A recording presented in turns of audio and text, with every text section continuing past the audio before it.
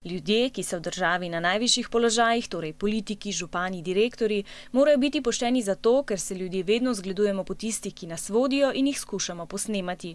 Bolj kot so pošteni tisti, ki so na najvišjih položajih, bolj pošteni so tudi državljani.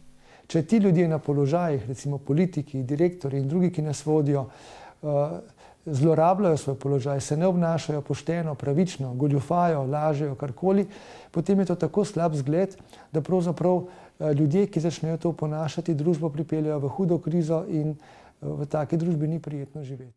Tudi vi imate verjetno za zgled svoje učitelje, učitelji pa svoje ravnatelje. Njihova naloga je, da so s svojimi dejanji in besedami zgled za vas. Večkrat za kakšnega politika rečejo, da je koruptiven, to pomeni, da laže, goljufa druge ali vzame kakšno podkupnino. S tem krši zakone in zato ni prav, da še naprej opravlja visoke politične funkcije. Taki ljudje ne bi smeli biti politiki. In če ugotovimo, da je nek politik pravzaprav nemoralen, koruptiven, da krši zakone, potem seveda je nujno, da se ta politik umakne s svojega položaja.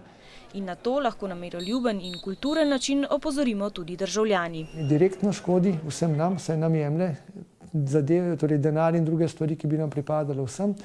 In zato je nujno, da v demokratičnem sistemu zoper takega politika tudi javno protestiramo.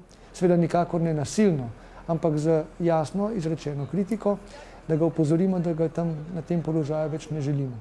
Le sodišče pa je tisto, ki lahko presodi, ali je nekdo kršil zakon ali ne.